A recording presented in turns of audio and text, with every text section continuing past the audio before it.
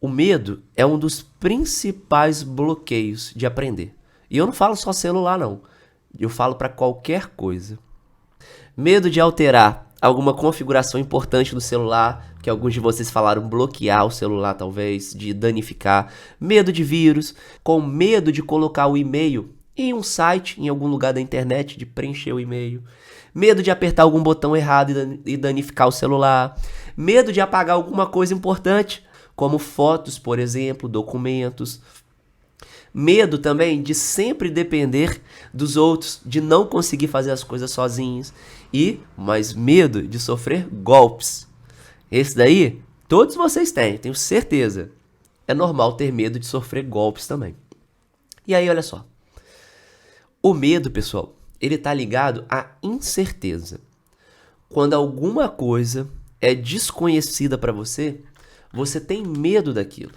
Por quê? Porque aquilo dali não é comum, não é algo normal para você, é desconhecido. Então, ter medo nesses casos é normal. Tem um exemplo que para mim ele deixa muito claro. Algum de vocês tem medo de entrar num quarto escuro? Eu gosto muito de usar esse exemplo. Eu tenho certeza que vocês vão falar que não tem medo de entrar num quarto escuro. Eu tenho quase certeza que vocês vão falar isso. Mas a Maria, por exemplo, a minha filha, ela tinha um certo medo. Na verdade, ela se sente ainda um pouco desconfortável.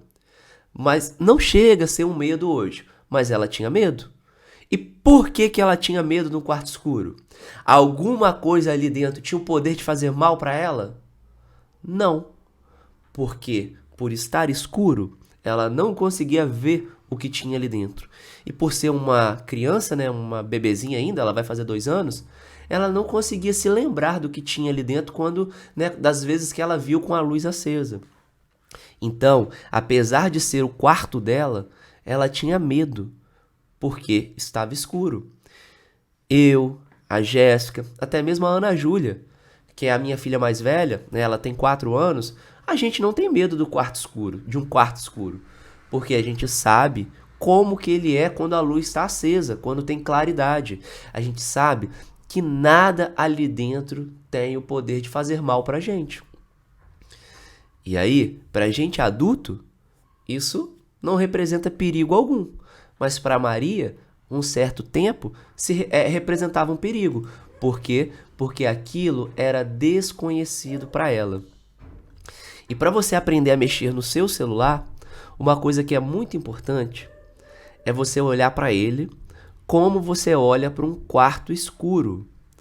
Você não sabe exatamente como as coisas estão ali dentro porque está escuro. Talvez alguém mudou uma coisa de lugar, está escuro e você não consegue ver.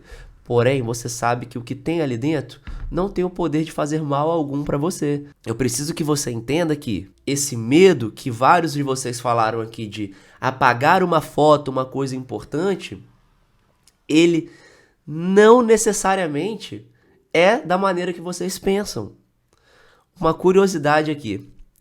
Sabia que quanto mais sério o que você faz no celular, quanto mais séria a ação que você quer tomar no seu celular, mais confirmações você precisa fazer? Então olha só, quando você quer ligar para alguém é algo simples, vocês concordam? Tenho certeza que todos vocês já ligaram para alguém. Você simplesmente, se a pessoa já é um contato, você toca no contato e aperta no telefonezinho verde para ligar. É uma ação simples. Por quê? Porque aquilo dali não vai trazer nenhum prejuízo, nem possível dano, nem possível arrependimento para você. Só que quando o assunto é apagar uma foto ou um documento, por exemplo, o que acontece? É só tocar o dedo que a foto ou o vídeo que é importante para você ou aquele documento que é importante para você vai sair do seu celular para sempre? Não. Não é com um simples toque que você dá no seu celular, que você aperta no seu celular, que as coisas somem de dentro dele. Como eu falei, isso tem o poder de ser prejudicial para você. Você excluir uma coisa, se você excluir por engano. Então, pensando nisso, o que o celular faz? Ele te pede confirmações. Ele te pergunta, você quer excluir essa foto?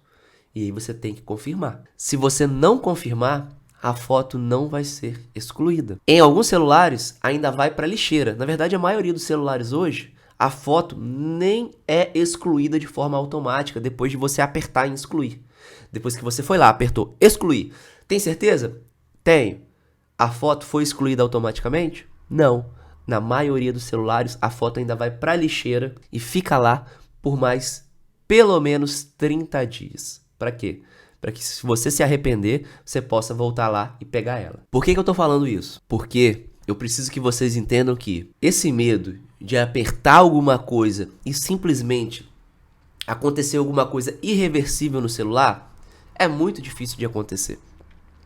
Agora, se você que tem medo de perder fotos ou documentos, se você, por exemplo, for uma pessoa que não lê as coisas, não lê as mensagenzinhas, as notificações que aparecem no seu celular e sai apertando o dedo assim, aí eu sinto muito te dizer, aí sim você pode perder alguma coisa importante, você pode danificar o celular, mas não porque você tocou o dedo no botão errado, mas porque você não leu a mensagem que apareceu, a notificação, a confirmação que o seu celular te pediu. Então, preciso que você troque de medo não ter medo de apertar um botão sem querer e apagar alguma coisa importante. Eu preciso que vocês tenham medo de não ler as notificações, as informações que o seu celular está te falando. Esse medo você precisa ter. Esse medo eu tenho. Eu tenho medo de esquecer de ler e apertar no botão. Porque se eu fizer isso, aí eu tô tomando uma ação, eu tô falando pro meu celular fazer uma coisa sem saber. É a mesma coisa que dirigir de olho fechado. Eu não sei para onde que eu tô indo. É a mesma coisa. Então, vocês têm que ter medo de não ler o que o celular tá falando. Ele é tão inteligente que ele te mostra. E quanto mais importante for o que você tá querendo fazer, mais confirmações ele vai te pedir.